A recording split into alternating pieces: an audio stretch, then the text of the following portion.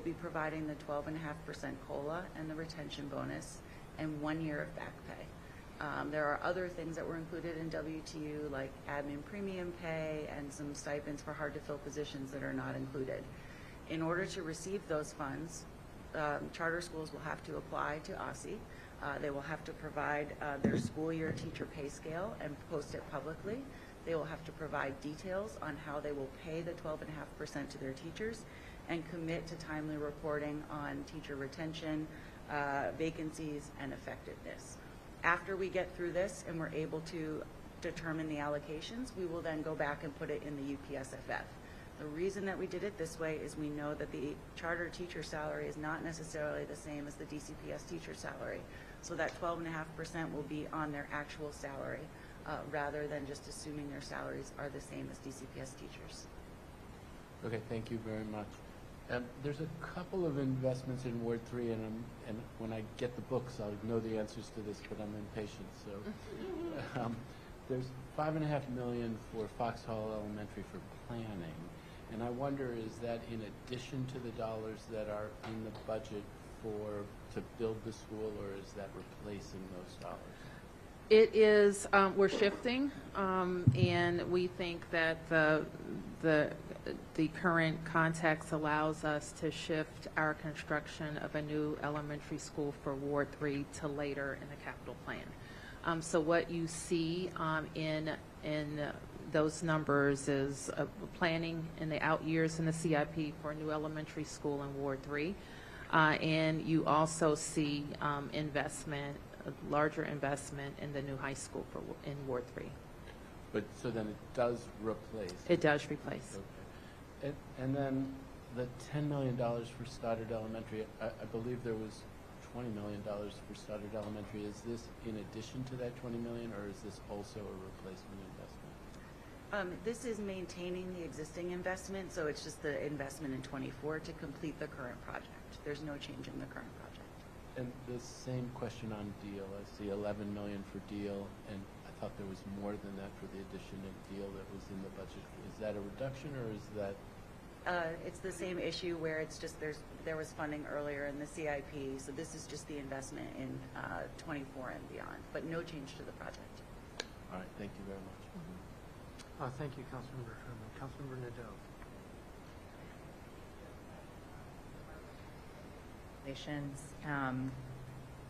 Just a few questions. I know we're winding down. I did not see the capital investments for Parkview Rec and Rita Bright recreation centers that had been in the capital improvement plan before. Have those been? They have not been removed. Okay. So if you're not seeing those, that's an error. Okay. We'll follow up with you. Okay, great. Thank you. I got to start my day today with the 6 a.m. shift at DPW's parking enforcement team and got to meet with the parking enforcement officers and the ticketing and the booting and towing teams, who are all, of course, also on our front lines doing incredible work throughout the pandemic and now. I wanted to talk a little bit with you all about workforce. You have to make major, you had to reduce FTEs that were vacant, and that's going to have an impact on all of our workforces. I want to ask about DPW in particular, because one thing that the employees there are very interested in is their pay grade. They've been working trying to get their pay grade increased. What is the context for that in this situation? Are we doing any of that sort of thing right now, and how will DPW workers be impacted by the reductions in staffing? We can go agency by agency, and we did go agency by agency. We went through the process to articulate, even before we get to Friday's hearing, of what exactly the reductions are within DPW around vacancies. Again, our analysis looked at whether we thought the positions were even to be filled in FY24.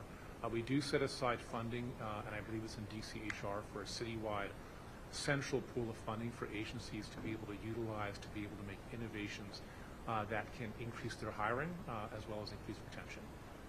And I have to get back to you on the pay grade question. Okay, yeah, I think DPW has something like 91 FTEs cut. So, there was an emphasis in the presentation about the things that we're doing around public safety. One part of that is well-deserved and needed, I would say, recruitment strategies for MPD, recruitment and retention strategies. DPW is very much at the front lines of safety as well, but in a different way. And also they are people who are at risk. So I want us to be thinking together about how we do these wellness programs, you know, across our workforce, and not, and retention programs as well. Likewise, there was funding for the Aussie Educator Wellness grants. I think the federal funding has gone away, but the ask was for $750,000 in this budget. Is any of that in the budget for our teachers who are also on our front lines and helping? Frankly, when we think about how we're going to get out of the issues we have with public safety, we're also talking about, of course, our education cluster and the supports we're providing to children and families. So how do we think about that for our teachers in the same way that we're thinking about that for our MPD officers? I'm going to ask the first half of your question around just sort of, so when we went through the budget process, most agencies would come with a different proposal for how to increase their hiring and retention, and they would be very different. Some agencies wouldn't.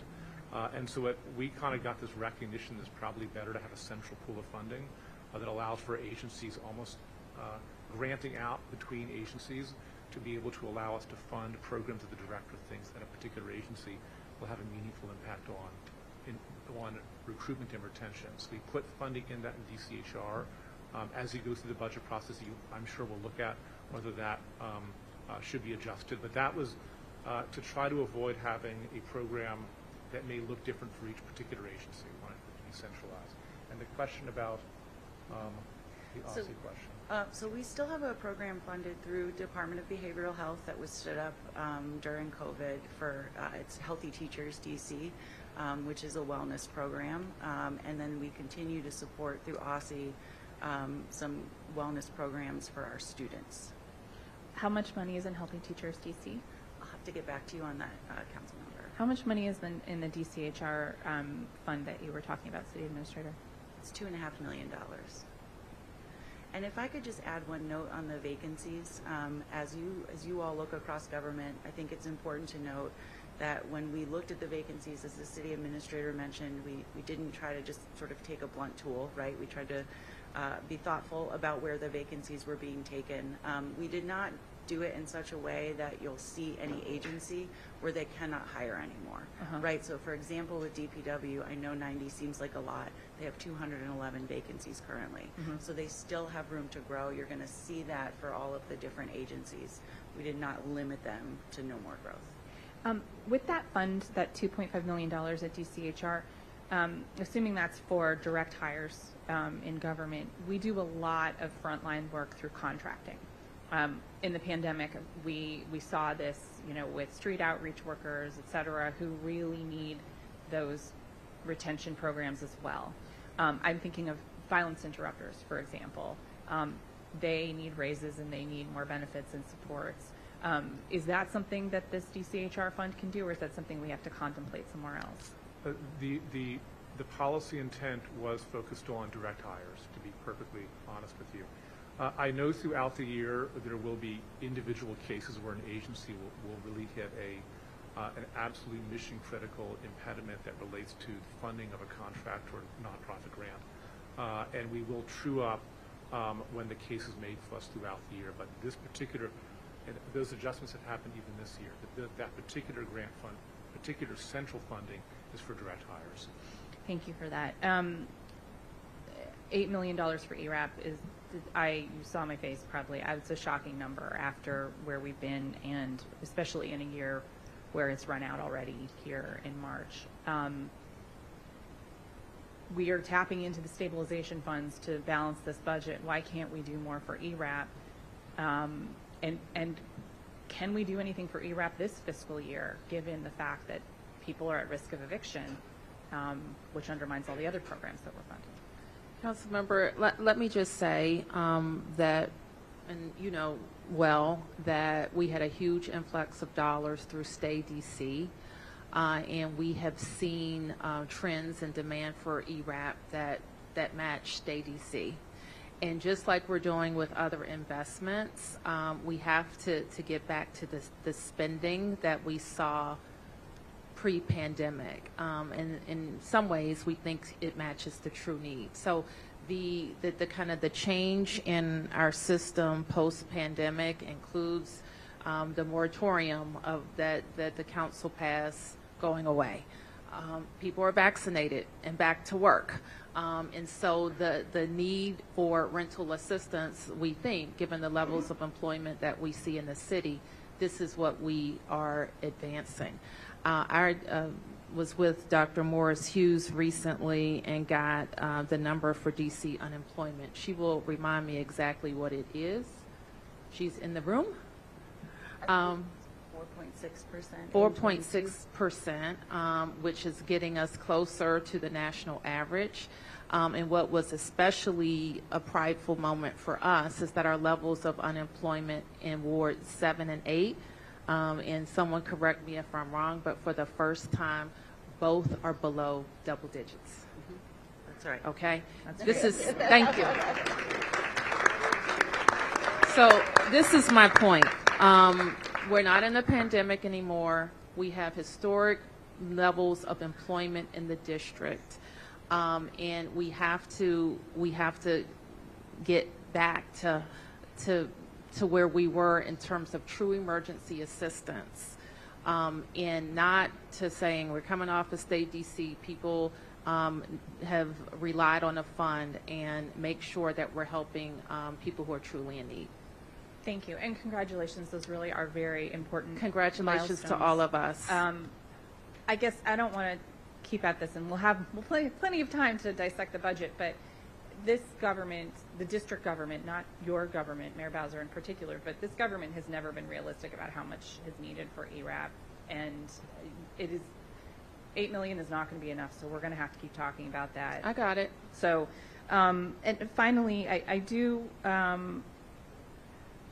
want to ask about the choice to tap the stabilization reserve fund, which feels drastic in some ways. And I understand the constraints that we were under this budget year, but it seems like those same constraints are trends that are likely to continue in the next few years. How do we know it's not too early to be tapping these funds? I think you ask a good question, Council Member. I think that we need to make sure that we are looking at all of our available resources in order to really begin to right-size this budget. The impacts of the cost increases as well as the impacts of the revenue declines are significant. I don't think we've seen a $1.7 billion deficit in quite some time. We are tapping the fiscal stabilization reserve in this fiscal year, so we will also begin to repay it this fiscal year once we do the year-end close. Mm-hmm. So we're not necessarily saying it will never be available in the future. In fact, we'll start replenishing it this fiscal year. And let me just say, Councilmember, we spent some time talking about the vacancies that we are eliminating. We could have eliminated more, but through a careful analysis about our hiring and our needs, we decided not to. You will note that there are no filled positions affected either. We could have done some filled positions, but we did not think that we were in that position. So the choice to tap in to that reserve was not taken lightly, but it also allowed me to be able to make those two comments. Understood, and I know that that's been a point of pride for you throughout your administration, that you haven't had to cut existing positions. Are there any revenue raisers in this budget? And I don't count the automated traffic enforcement because that's council had already done that. In any revenue raisers?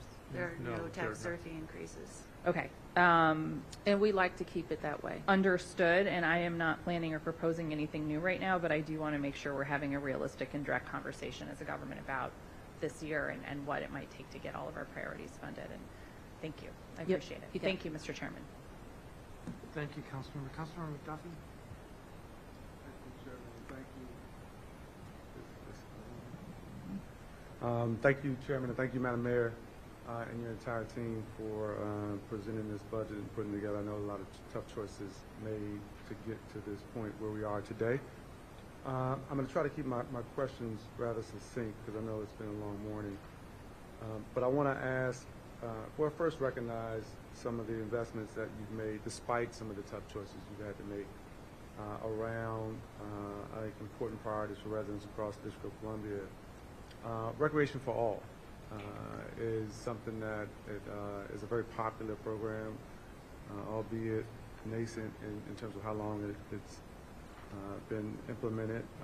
There's a lot of interest in making sure that youth and everybody in between, all ages, have access to our recreation facilities. And my office has had fielded a lot of calls and questions and interest in that program. So I'm pleased to see the continued investments there. The Commercial Property Acquisition Fund, which you already mentioned, is really a transformational program that I appreciate seeing continued investments there. And it is transformational both for the owners of the businesses who are acquiring their commercial properties, but I think it also has generational impact. And so I think it's extraordinarily important to make sure that we're supporting that with continued investments. You mentioned this earlier, and this is something that I'm so glad you emphasized. While there are things in this budget that you propose that support the efforts to really invest in downtown and bring back downtown, it is equally as important to make sure that the investments continue in our residential corridors. And so I appreciate that point. I think it's something that we should continue to emphasize so that residents across the District of Columbia in their own neighborhoods that are going to restaurants that didn't exist 5-10 years ago, that exist in corridors across the District of Columbia, can continue to see the investments that are being made both to the streets, to the facades, and everything that they care so deeply about in walking distance of where they live. And so I wanted to amplify that point. I also want to amplify something that came up in a meeting I was in recently with some Ward 7 residents around investments in Fletcher Johnson and East Capitol Gateway. They had some anxiety, I would say, around when this is really going to, I think, get the sorts of investments and start to see the progress that they have been longing for in that community. I talked about the bills that we had passed last year around eminent domain, and so I think it's important that they hear and see that there is money in this budget to support the priorities that they've been raising and the economic development activity that they sorely need in those communities. Public safety, I don't want to be redundant because my colleagues have raised a number of important issues around public safety. I will note that it has been one of the top issues that stakeholders in the business community have raised when I asked them what concerns them most. What are they talking about amongst their peers and their workers? And it is, public safety. And so when I look at the slide that you presented and hear the conversation around, I think it was 270. Is that the number of officers? Of new officers. New officers. And then it's 18 additional staff, civilian staff. How exactly will that impact the ability of MPD to patrol and have visibility in areas downtown and other places where people don't feel safe? And we want them to feel safe in order to come and spend their money and support the revenues that we need. Councilmember, let me just kind of start by saying we appreciate your support for hiring the police officers that we need, and we hope that we can continue to have that support. We will, of course, have to hire safely and hire what we can and try to battle against retirements and resignations from our officers. So having said all that, what I would say about more police presence in the downtown, and I think this has been the council's intent for several years, is that we need more presence, but it won't necessarily be police. Because in order to do that, I'm taking police out of Ward 8 or Ward 4 or Ward 5. Like the downtown and Ward 2 are going to certainly have its fair share of police resources. But I think we also, again, as I believe has been the council's intent, is that we have to look at other non-police personnel to have that presence. Well, I really appreciate that response, actually, and this is something that I've tried to emphasize when this comes up with people who I think default to police as the only option in ensuring a safe environment, and I think there are other options that include non-police. And so I'm really pleased to hear that and look forward to working with you and the chief and others to make sure that people in those communities know that they are going to have a safe environment so that they can live, work, play, and raise their families. And what the chief would emphasize, if he was sitting here instead of me, and I'm sure he will later, about all the great work that our officers are doing in the downtown, our police are in the downtown, our special task forces are working on specific issues in the downtown. They're doing special deployments with some of our business communities members, especially our large destination locations in the downtown. So be assured that the men and women of MPD are on the job in the downtown as they are in all 8 wards, except there are a lot fewer of them. And it's just a fact. The numbers are what they are. And so we need people to pitch in. That includes our private providers, like our downtown bids. It even means, building personnel that have, whether they're government or private, that can provide some presence. It means, as the council member suggested, we have been able, in locations throughout the city, been able to put together task forces of DC government personnel that have been pretty effective in our nightlife areas. So there are a number of different things that we will continue to focus on, including in the Ward 1 and Ward 2 council members, for example, brought up specific areas that we think need expanded behavioral health support. So we are trying to target those areas. I will emphasize, however, that frequently behavioral health support goes hand in hand with police support. So it's not one replacing the other. So that's the path we're on. Okay. And you mentioned the bids and others who could be and are currently, I think, important to the environment along our business corridors and thinking about what more they can do. I think they're eager to do more. I think thinking about where their revenues are given the climate that we have, particularly when you think about downtown bid, Golden Triangle bid, and some of the other places, having increased partnerships that I think fall within their capacity, but maybe not in line with what we think traditionally bids ought to do.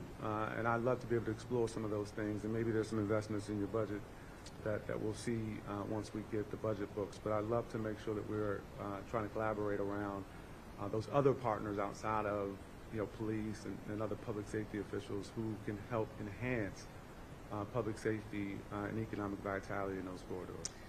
If I could add, council member, there is a new investment in the downtown area, and I'm going to ask Jenny and Kevin to talk about it specifically. But part of our approach to vibrancy in the downtown is to create new destinations and new activities. And we are, with the council's support and the support of the bid, the leadership of the downtown DC bid, we transformed Franklin Park, which has become an incredible amenity for the district, even though it's a federal park. And we have a similar proposal in this budget. Yes, we also have $9.5 million for Franklin Park to be able to provide the same type of... Not Franklin. I mean Farragut Park. Farragut. I'm sorry, Farragut. Currently doing Franklin, to be able to bring the same kind of exciting development to that area. There's also a $1.5 million investment in this fiscal year through our federal funds for family destinations, and we're specifically looking at anchoring some of those downtown. Okay. Just I think maybe one, maybe two quick things. You mentioned behavioral health supports earlier, and I wanted to just know if there were any enhanced investments in school-based mental health in this budget that you all could talk about. Jenny. Yes, so for school-based mental health, we continue to maintain the program that has been able to be funded so that every school can have a clinician. Unfortunately, we are having hiring challenges, so about 63% of our schools have a clinician right now. There are a couple things that the Department of Behavioral Health is working on in order to try to address that. So one is a $1,000 bonus for clinicians. Another is providing free supervision hours to those who are training, which is a significant expense to get more people in the door. And then there are partnerships with Howard University, Catholic University to do more internships in the behavioral health space. So, and then last but not least, we are currently looking at, as you know, the school-based mental health program has sort of 3 tiers of support. The most basic tier of prevention, the Department of Behavioral Health is looking at really what kind of credentials and licenses do you need to provide that kind of work. Currently, we're requiring someone with a social work degree, which is not necessarily the case. We absolutely need those clinicians to have that work for that intense one-on-one help, but for the basic prevention work, teachers, other administrators can do that. So the Department of Behavioral Health is working on updating those regulations right now. So we think that we'll be able to expand the reach of the program by allowing more people to be able to participate. And I don't mean to beat the drum louder on this, but we are also investing in the entire spectrum of caring and trusting adults that touch kids, that are involved with kids' lives. And so as we recognize that not every child who needs a caring and trusting adult needs a clinician. So those include our safe passage work, our recreation for all work, our coaching work that we're doing with adults. So I see that we're investing in in the spectrum while we are working on getting to the number of clinicians that we need. And I appreciate you ending on that point. I'm going to end just to sort of double down on some of the points raised by Councilmember Trayon White around recreation centers and investments, and thinking about in areas where the investments have not materialized in facilities, new facilities for communities, that there still is an opportunity, I think, to utilize existing district facilities like schools, charter schools, and other places that have existing infrastructure that could support these communities. And obviously that comes along with the cost, but I think it's well worth the cost for us to think about what those partnerships look like to expand the opportunities for individuals to recreate. Not just youth, but individuals across the spectrum to recreate in district-owned facilities. Thank you. Thank you, Councilmember. I have one question. We've talked a lot about education. We will be looking more closely at the details with regard to public schools and OSSI and so forth, but nothing's been said about University of the District of Columbia. So what's proposed in this budget regarding UDC? So for the UDC budget, what is proposed is small reductions in their non-personnel services like other agencies had to take, as well as improvements in their facilities through the CIP. We are also continuing the investments in UDC with our federal funds, so that includes the DC Futures work that we're doing to provide tuition assistance, as well as some of the workforce programming. So the dollars that the President has asked for with regard to, I'm going to call it parity for workforce, that's not in there? That is not in there.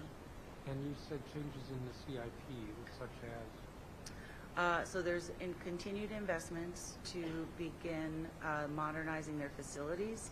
Unfortunately, we did have to make some decisions to remove some projects from the CIP based on the constraints. So for funding for the purchase of the old Congress Heights building was removed in the out years. In the out years, even though what that means is we're going to be paying substantially more in the long term for Congress Heights. That's something we can talk about. And we should also talk about use. And there is, as I understand it, still quite a bit of online learning. And so looking at the space needs, I think, would be important. We should also add about the investment on the campus of UDC for the DC Archives. That is another project that had to be trued up with the addition of $30 million. $30 million. So we think that we have the budget that we need to deliver it. Okay. I think that's all the questions from council members. Thank you, Mayor Bowser and your team. And we will see you on Friday, I believe at noon. At noon? Yes. Okay. Thank At the you very chamber? I take it. Okay. Thank you. Thank you.